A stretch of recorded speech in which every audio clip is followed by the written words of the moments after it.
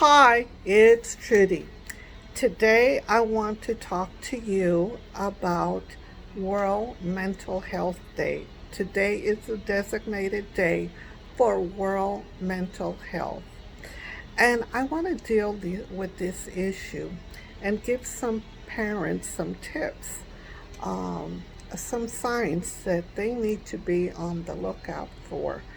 Right now, there are a lot of children that are feeling insecure. Some of them may feel anxiety. Some of them may even feel depressed. And yes, children do get depressed. As a matter of fact, I have experience with that in my classroom uh, with a child that she was a second grader and she had mental health issues. And you have to be on guard. And let's talk a little bit about the signs um, for differences that you can see in a person, be it a child or an adult. And these are just some signs that help you to be on alert. Number one is there a change in their eating habits? Maybe they're eating less, or maybe they're eating too much because they may be very nervous. Um, Another sign is their sleep habits. Maybe they're sleeping late, or maybe they're going to bed late. Um, and in children, watch what they are drawing. That's how I found out about this child that made me suspicious because they are starting to draw things that are violent, things that are totally inappropriate for a child.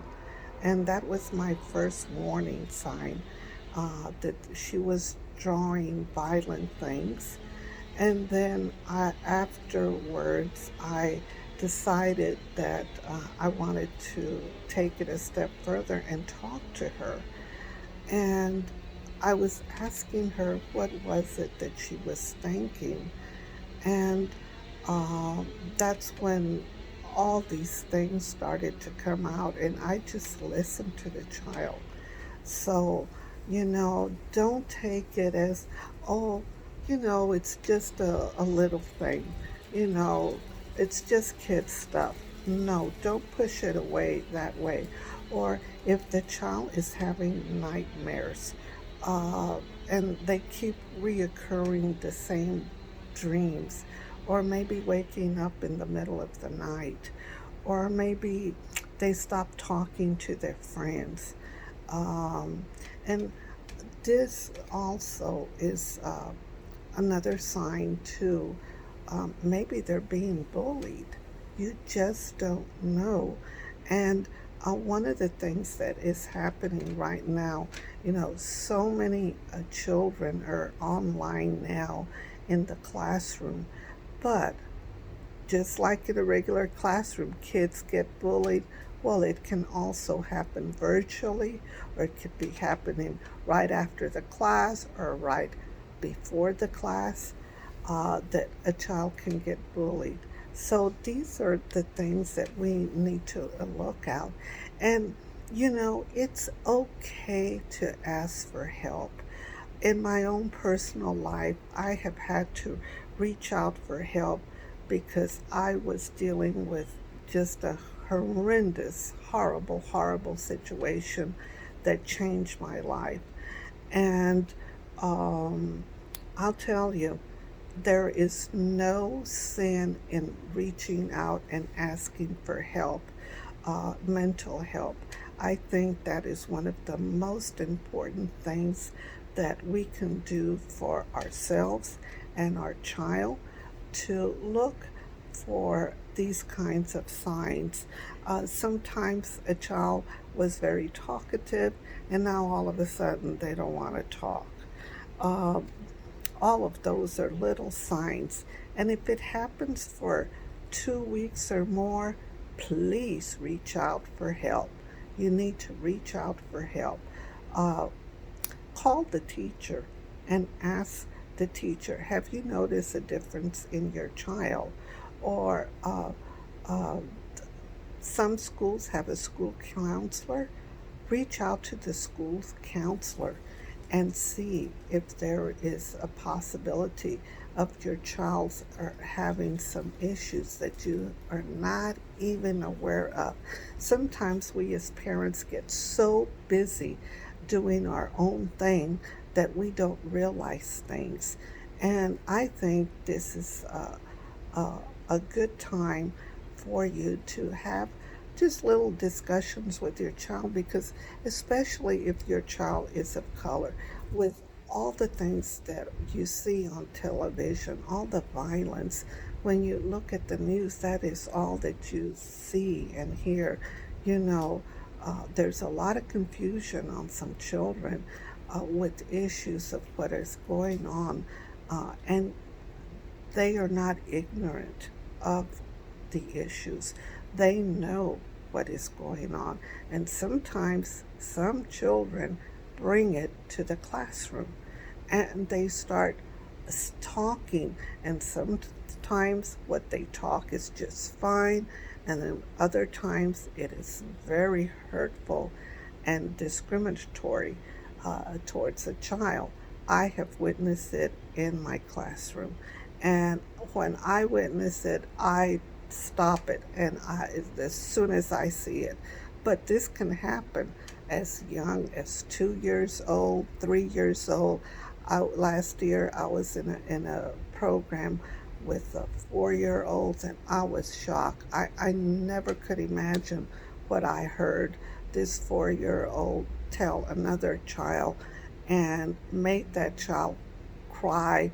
And the sad part was that the child that did the bad thing, said the bad thing, was very open about it and admitted it, and like it was like nothing.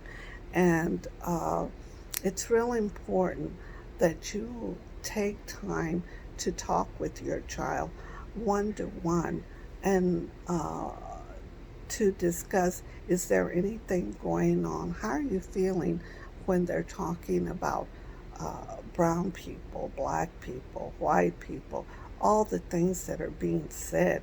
Because in the classroom, you hear everything, the wonderful, the good, and the bad, and the ugly, believe it or not. And I want for your child to feel secure and safe and enjoy the classroom, enjoy going to school, make it their second home. It is their second home. That is the place where they should feel secure. And sometimes that does not happen. And the children remain silent, and they remain withdrawn. And you wonder, well, why is little Susie, or why is little Henry not talking or withdrawn, or the grades are going down? That's another sign. Maybe they had good grades and all of a sudden they don't have good grades.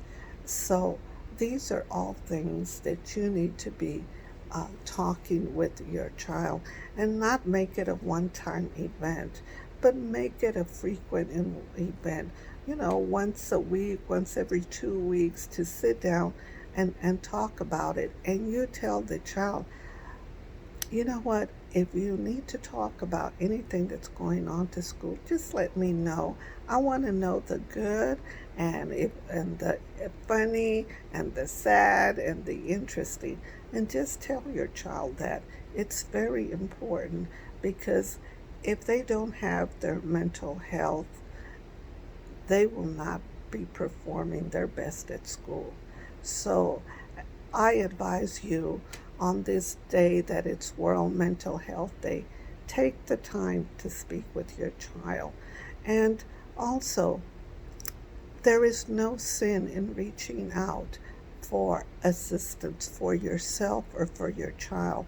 It is so important for you to have a good mental health, because you can function a whole heck of a lot better when you are able to not feel anxiety, to not feel fear, to not feel emotional pain. Because I have seen many children throughout my years of teaching that I could see something's wrong and they're not getting help.